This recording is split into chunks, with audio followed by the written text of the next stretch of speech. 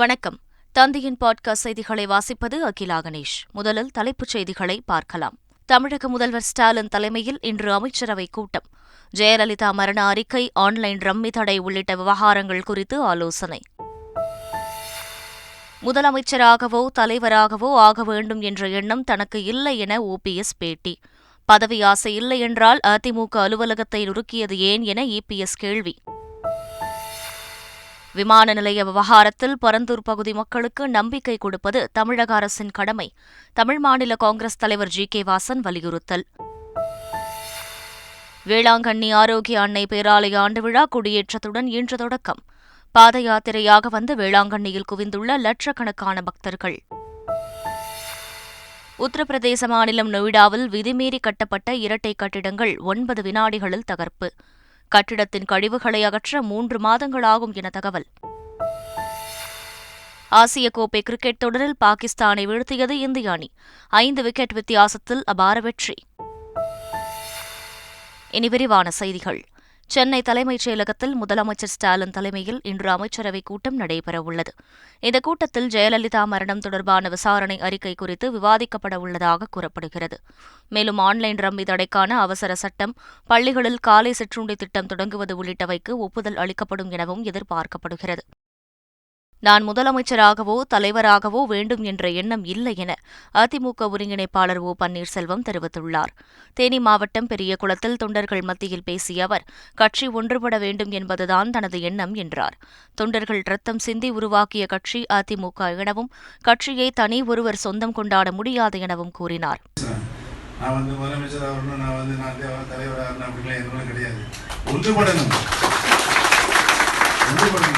தலைவர் காலத்திலிருந்து பயணித்தவர்கள், அம்மா காலத்திலிருந்து பயணித்தவர்கள், இந்த இயக்கத்திற்காக உழைத்தவர்கள் அனைவரையும் ஒன்று சேருங்க. பதவி மேல் ஆசை இல்லை என்ற ஓபிஎஸ் ஏன் தலைமை கழகத்தை அடித்து உடைத்தார் என எதிர்க்கட்சித் தலைவர் எடப்பாடி பழனிசாமி கேள்வி எழுப்பியுள்ளார். திருச்சியில் செய்தியாளர்களிடம் பேசிய அவர், தொண்டர்கள் நிலைப்பாடுதான் என் நிலைப்பாடு என்றார். தொண்டர்கள் இல்லையில் கட்சி இல்லை எனவும், கட்சியில் அனைவரையும் நல்ல முறையில் வைத்திருப்பதாகவும் தெரிவித்தார். ஏன் இவ்வளவு பிரச்சனை பண்றாரு? ரெண்டுமே இல்லையில. ஏன் தலைமை கழகத்தில் உள்ளே இப்போ தலைமை கழகத்தை நொறுக்கி இன்றைக்கு தலைமை கழகத்துக்கின்ற கம்ப்யூட்டர் அறைகள்லாம் சேதப்படுத்தின எதற்காக? எதுவுமே ஆசை இல்லை. எதற்கு தேவையில்லாத பிரச்சனை உருவாக்க வேணும்? சேலத்தில் நடைபெற்ற அரசு பொருட்காட்சி தொடக்க நிகழ்ச்சியில் அமைச்சர்கள் கே.என். நேரு, சாமிநாதன் உள்ளிட்ட பலர் கலந்து கொண்டனர். 45 நாட்கள் நடைபெறவுள்ள பொருட்காட்சியில் 26 அரசுத் துறை அரங்குகள், 6 அரசு சார்பு நிறுவனங்களின் அரங்குகள் என 32 அரங்குகள் இடம்பெற்றுள்ளன. மேலும் தொடக்க நிகழ்ச்சியில் 206 பேருக்கு 5 கோடி ரூபாய் மதிப்பிலான நலத்திட்ட உதவிகளும் வழங்கப்பட்டன. சென்னைக்கு மற்றொரு விமான நிலையம் தேவை எனவும், அது பரந்தூரிலோ அல்லது வேறு பகுதியிலோ இருந்தால்தான் தமிழகம் வளர்ச்சி பெறும் எனவும் தமிழக காங்கிரஸ் தலைவர் கே.எஸ். அழகிரி தெரிவித்துள்ளார். இதுகுறித்து செய்தியாளர்களிடம் பேசிய அவர், தென்னிந்தியாவில் சென்னைதான் வலிமையாக இருந்தது எனவும், தற்போது பெங்களூரு, ஹைதராபாத் உள்ளிட்ட நகரங்கள் வளர்ந்துவிட்டதாகவும் கூறினார். பரந்தூர் விமான நிலைய விவகாரத்தில் தொடர்புடைய மக்களை நேரில் சந்தித்து அவர்களுக்கு 100% நம்பிக்கை கொடுப்பது அரசின் கடமை என தமிழ் மாநில காங்கிரஸ் கட்சித் தலைவர் ஜி.கே. வாசன் தெரிவித்துள்ளார். கிருஷ்ணகிரி மாவட்டம் பர்கூரில் செய்தியாளர்களை சந்தித்த அவர், தென்பெண்ணை பாலாறு இணைப்பு திட்டம் மிக முக்கியமானது என்றார். இதனை துரிதப்படுத்த வேண்டும் என டெல்லியில் மத்திய அமைச்சரிடம் வலியுறுத்தியதாகவும் தெரிவித்தார். பரந்தூர் விமான நிலைய விரிவாக்கம் சென்னையிலே சம்பந்தப்பட்ட மக்களை நேரில் சந்தித்து குறைகளை கேட்டறிந்து அவர்களை தேவையை பூர்த்தி செய்து 100% அவர்களுக்கு நம்பிக்கை கொடுக்க வேண்டியது அரசாங்கத்தினுடைய கடமை. ராமேஸ்வரத்தைச் சேர்ந்த 6 மீனவர்களை இலங்கை கடற்படை கைது செய்துள்ளனர். தலைமன்னார் அருகே தமிழக மீனவர்கள் மீன்பிடித்துக் கொண்டிருந்தபோது அங்கு வந்த இலங்கை கடற்படையினர் ஒரு படகையும் அதில் இருந்த 6 மீனவர்களையும் கைது செய்தனர். கைது செய்யப்பட்ட மீனவர்களை தலைமன்னார் கடற்படை முகாமிற்கு அழைத்துச் சென்றனர். இலங்கை கடற்படையால் கைது செய்யப்பட்ட மீனவர்களை விடுதலை செய்ய மத்திய மாநில அரசுகளை வலியுறுத்தி ராமேஸ்வரத்தில் மீனவர்கள் இன்று ஒருநாள் அடையாள வேலை நிறுத்தத்தில் ஈடுபட்டுள்ளனர். இதுகுறித்து பேசிய மீனவர்கள், இலங்கை அரசு பொருளாதார நெருக்கடியில் சிக்கித் தவிக்கும் சூழலில் இந்தியா பல்வேறு உதவிகளை வழங்கி வருவதாகவும், இந்த சூழலிலும் தமிழக மீனவர்களை கைது செய்யும் இலங்கை அரசை கண்டிப்பதாகவும் கூறினர்.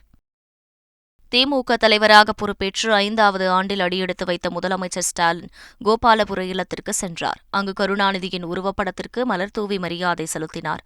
அப்போது கோபாலபுர இல்லத்தின் முன்னாள் உரிமையாளரான சரபேஸ்வரர் ஐயரின் பேத்தி சரோஜா சீதாராமன் தன்னுடைய குடும்பத்துடன் கோபாலபுரம் இல்லத்திற்கு வந்தார். அவரை முதலமைச்சர் ஸ்டாலின் மற்றும் குடும்பத்தினர் வரவேற்றதோடு முதலமைச்சரே வீட்டை சுற்றிக் காட்டினார். எங்கள் குடும்பத்தின் அடையாளம் கோபாலபுரம் வீடு என்று முதலமைச்சர் ஸ்டாலின் பெருமிதம் தெரிவித்துள்ளார். டுவிட்டர் பதிவில் கருணாநிதி கோபாலபுரம் வீட்டை சரபேஸ்வரர் என்பவரிடம் இருந்து 1955ஆம் ஆண்டு வாங்கினார் எனவும், அதே ஆண்டு ஜூன் மாதத்தில் அவரது பேத்தியின் திருமணத்தை கோபாலபுரம் வீட்டிலேயே நடத்த ஒப்புக்கொண்டதாகவும் நினைவு கூர்ந்துள்ளார். அமெரிக்காவில் இருந்து திரும்பிய சரோஜா சீதாராமன் அன்று திருமணம் நடந்த வீட்டை காண விரும்பியதை ஊடகங்கள் வழியே அறிந்து அவர்களது குடும்பத்தினரை கோபாலபுரம் இல்லத்திற்கு அழைத்துச் சென்றதாகவும் டுவிட்டரில் பதிவிட்டார்.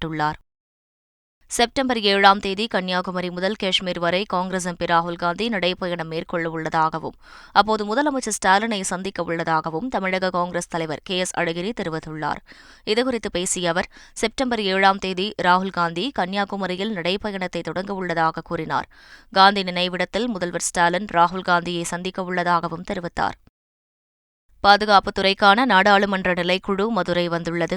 பாஜக MP ஜுவல் ஓரம் தலைமையிலான அந்த குழுவில் சதானந்த கவுடா, ரத்தன்லால் கட்டாரியா, சுதன் திரிவேதி, சஞ்சீவ் குமார், பாரிவேந்தர் உள்ளிட்டோர் இடம்பெற்றுள்ளனர்.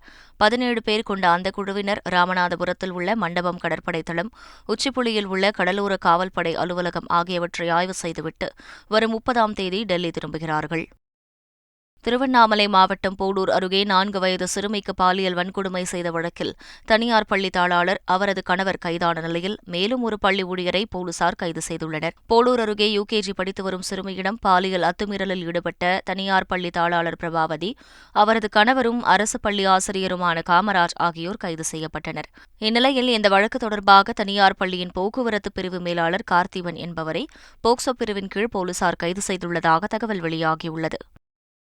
ஆந்திரா, கர்நாடகாவை விட கேரள மாநிலம்தான் தமிழகத்திற்கு அதிக அளவு தண்ணீரை கொடுக்கிறது என கேரள மின்சாரத்துறை அமைச்சர் கிருஷ்ணன்குட்டி தெரிவித்துள்ளார். ஓணம் பண்டிகையை வரவேற்கும் விதமாக கோவை மாவட்டம் சூலூரில் நடைபெற்ற நிகழ்ச்சியில் சிறப்பு விருந்தினராக கலந்து கொண்ட அவர் இதனை தெரிவித்தார். சிறுவாணிக்கும் கேரளாதான் தண்ணீர் தருவதாகவும், பரம்பிக்குளம், முல்லை பெரியாறுக்கும் கேரளாவில் இருந்துதான் தண்ணீர் வருவதாகவும் அவர் கூறினார். ஆதரவற்றவர்களை மீட்டு குடும்பத்தினரிடம் ஒப்படைக்கும் காவல் கரங்கள் திட்டம் தேசிய அளவில் விருது பெறும் என காவல் ஆணையர் சங்கர் ஜிவால் நம்பிக்கை தெரிவித்துள்ளார். காவல் கரங்கள் திட்டத்தில் பணியாற்றி வரும் தொண்டு நிறுவன ஊழியர்களுக்கான பாராட்டு விழா சென்னை எழும்பூர் ராஜரத்னம் மைதானத்தில் நடைபெற்றது. அப்போது 150 தன்னார்வலர்களுக்கு பாராட்டுச் சான்றிதழ் மற்றும் மீட்பு உபகரணங்களை சென்னை ஆணையர் சங்கர் ஜிவால் வழங்கினார். திருக்கோவிலூரில் உள்ள உலகளந்த பெருமாள் கோவிலில் ஆவணி மாத ஸ்ரீ ஜெயந்தி உற்சவத்தையொட்டி ருக்மணி, சத்யபாமா, வேணுகோபால சுவாமியின் வீதி உலா நடைபெற்றது. ஸ்ரீ ஜெயந்தி உற்சவத்தின் 10ஆம் நாள் நிகழ்வில் வேணுகோபால சுவாமி, ருக்மணி, சத்யபாமா ஆகியோர் புஷ்பக விமான வாகனத்தில் எழுந்தருளினர். இதில் பக்தர்கள் திரளானோர் பங்கேற்று சுவாமி தரிசனம் செய்தனர். உலக புகழ்பெற்ற வேளாங்கண்ணி ஆரோக்கிய மாதா கோவில் குடியேற்றத்தை காண லட்சக்கணக்கான பக்தர்கள் பாத யாத்திரையாக வந்து வேளாங்கண்ணியில் குவிந்துள்ளனர். இன்று மாலை இக்கோவிலின் ஆண்டு திருவிழா கொடியேற்றத்துடன் தொடங்குகிறது. மாலை 6:30 மணியளவில் தஞ்சை மறைமாவட்ட ஆயர் தேவதாஸ் அம்பரோஸ் கொடியேற்றி விழாவை தொடங்கி வைக்கிறார். கொடியேற்ற நிகழ்ச்சிக்காக பல்வேறு மாநிலங்களைச் சேர்ந்த பக்தர்கள் லட்சக்கணக்கானோர் வேளாங்கண்ணியில் குவிந்துள்ளனர். புதிதாக உருவாக்கப்பட்ட தாம்பரம் மாநகர திமுகவின் முதல் செயலாளராக MLA SR ராஜா நியமிக்கப்பட்டார். இதற்கான அறிவிப்பை திமுக பொதுச் செயலாளர் துரைமுருகன் வெளியிட்டார்.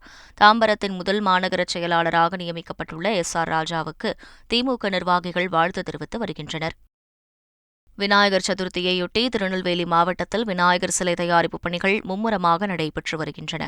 கொரோனா காரணமாக கடந்த 2 ஆண்டுகளாக விநாயகர் சதுர்த்தியின் போது பொது இடங்களில் சிலை வைக்க கட்டுப்பாடுகள் விதிக்கப்பட்டதால் விநாயகர் சிலை விற்பனை தேக்கமடைந்தது. இந்த ஆண்டு கட்டுப்பாடு எதுவும் விதிக்கப்படாததால் விநாயகர் சிலைக்கு தேவை அதிகரித்துள்ளது. இதனால் விநாயகர் சிலை தயாரிப்பு பணிகள் மும்முரமாக நடைபெற்று வருகின்றன. ஆர்டர்கள் குவிந்து வருவதால் சிலை தயாரிப்பு பணியில் ஈடுபட்டுள்ள குடும்பங்கள் மகிழ்ச்சியில் உள்ளனர். உத்தரப்பிரதேச மாநிலம் நொய்டாவில் உள்ள இரட்டை கோபுரம் கட்டிடம் வெறும் 9 வினாடிகளில் வெடிபொருட்கள் கொண்டு தகர்க்கப்பட்டது. விதிமீறி கட்டப்பட்டதால் கட்டிடத்தை வெடிபொருள் கொண்டு தகர்க்க கடந்த ஆண்டு ஆகஸ்ட் மாதம் உச்சநீதிமன்றம் உத்தரவிட்டிருந்தது. அதன்படி வெறும் 9 வினாடிகளில் சுமார் 20 கோடி ரூபாய் செலவில் 3700 கிலோ வெடிபொருட்களின் உதவியுடன் இரட்டை கோபுரம் தகர்க்கப்பட்டது. குஜராத் மாநிலம் சதி திட்டங்களை முறியடித்து புதிய பாதையில் முன்னேறியுள்ளதாக பிரதமர் மோடி பெருமிதம் தெரிவித்துள்ளார். 2001ஆம் ஆண்டு குஜராத் நிலநடுக்கத்தின் போது நேரிட்ட நெகிழ்ச்சியான சம்பவங்களை பறைசாற்றும் வகையில் பூஜ் பகுதியில் ஸ்மிருதி வனத்தை மோடி திறந்து வைத்தார்.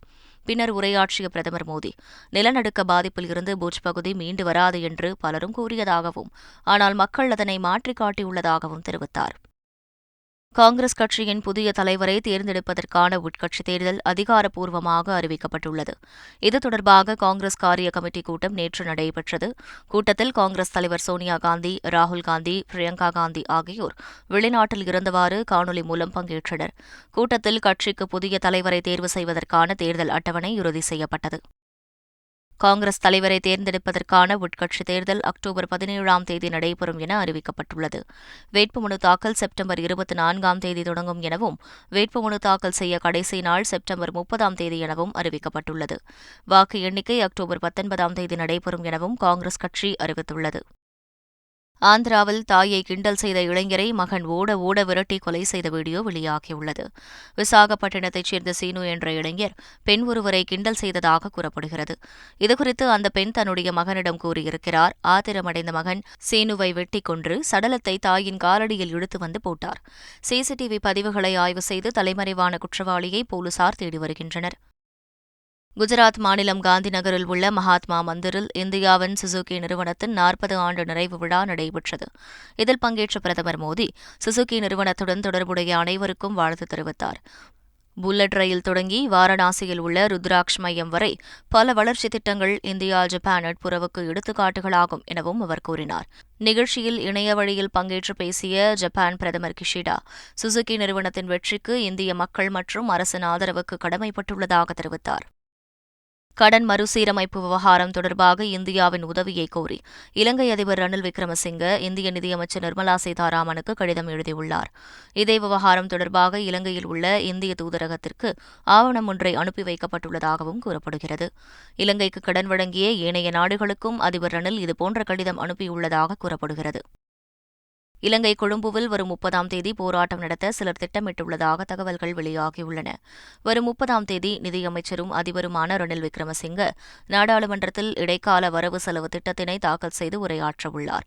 அன்றைய தினம் கொழும்பிற்கு வந்து போராட்டம் நடத்த போராட்டத்தில் ஈடுபட்ட சில அமைப்புகள் தீர்மானித்துள்ளதாக புலனாய்வு பிரிவு அரசுக்கு எச்சரிக்கை கொடுத்துள்ளதாக தகவல்கள் வெளியாகியுள்ளன. ஐசிசி உலகக்கோப்பை தொடர்களை இந்தியாவில் ஒளிபரப்பு செய்வதற்கான உரிமையை பிரபல OTT தளமான டிஸ்னி ஹாட்ஸ்டார் நிறுவனம் கைப்பற்றியுள்ளது.